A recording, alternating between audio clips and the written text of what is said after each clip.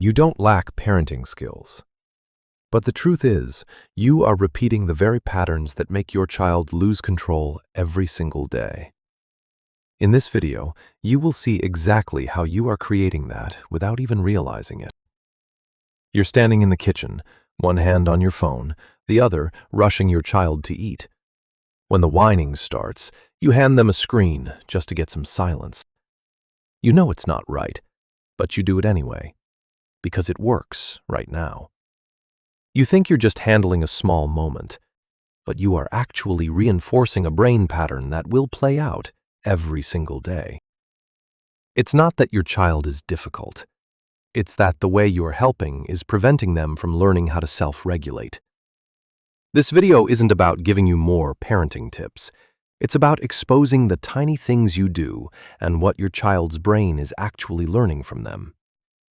You think the morning rush is just a normal part of being a busy parent, but the truth is, you're raising your child in a constant state of urgency. Think about those moments when you're pulling them toward the door while they're still struggling with their shoes, or when you unconsciously snap, "Hurry up," 3 times in a single minute. Even while urging them to eat, your eyes are glued to your phone, checking notifications. This constant rushing keeps a child's brain in a state of red alert. Their nervous system never gets a chance to find its baseline calm. The cost? They become easily triggered, overreact to small things, and struggle to transition from one task to the next. You tell yourself you're just trying to be on time. But to a developing brain, that's chronic, repetitive stress. The resistance you see isn't defiance, it's sensory overload. A child cannot learn to be calm in an environment that is always racing. And that pressure starts much earlier than you think. You call it preparation when you force a 4-year-old to sit still and study, but your child's brain calls it a total system overload. You are demanding a level of focus and self-control that their prefrontal cortex isn't physically wired for yet. Every time you nitpick a tiny mistake before they've even grasped the concept, stress triggers their survival instinct. You're just trying to keep them from falling behind. But the hidden cost is a lifelong resentment of learning, fueled by deep-seated anxiety. Earlier is not better. A brain cannot absorb knowledge when it's stuck in defense mode.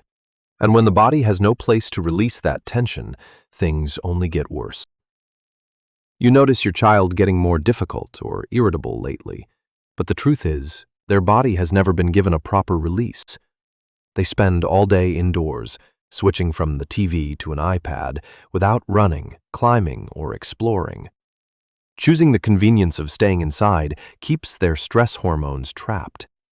Their nervous system stays stuck in a state of constant buildup. The result?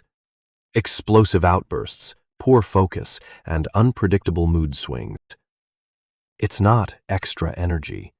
It's trapped energy. A child who moves enough rarely needs to explode. But it's not just the environment. How you respond to them is also shaping who they become. It's easy to fall into the habit of saying "good job" for every little thing, or promising a treat just to get cooperation.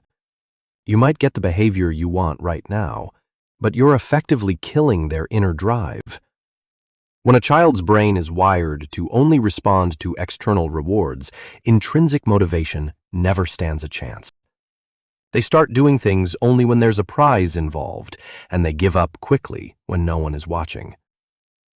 You might think, at least they're doing it, but this isn't encouragement, it's dependency.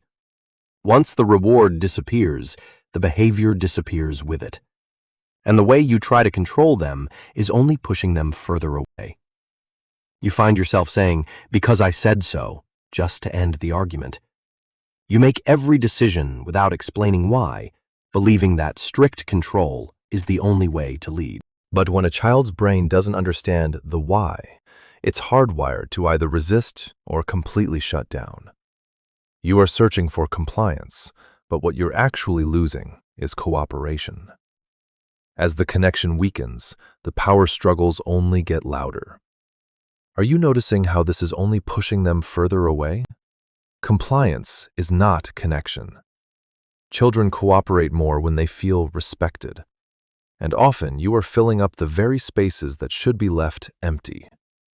The moment you hear, "I'm bored," you reflexively turn on the TV or fill their schedule with back-to-back activities. You do it because you don't want them to feel unhappy, but in reality, you are taking away their ability to create. When a brain is hardwired for constant external stimulation, it loses the power of self-initiation. Your child becomes less creative, dependent on gadgets, and, ironically, bored even faster. Boredom isn't dangerous. It's essential. Creativity begins only when nothing is provided. And all of this leads to the most important moment of all. When your child is screaming, your first instinct is to snap. Stop crying, hand them a screen, or issue a threat. You just want the noise to end right now. But in that exact moment, you try to shut down the outburst. You are interrupting the very process of learning self-regulation. If an emotion isn't allowed to complete its cycle, the neural pathways for emotional control simply cannot be built. Your child grows up unable to handle pressure, dependent on external soothing and quick fixes. Suppression is not regulation. If the emotion isn't allowed to flow to the end, the skill is never formed. And this deficit does not disappear as they get older. Ultimately, the problem isn't about whether your child listens or not. It's about how their nervous system is being built through every small interaction, every single day.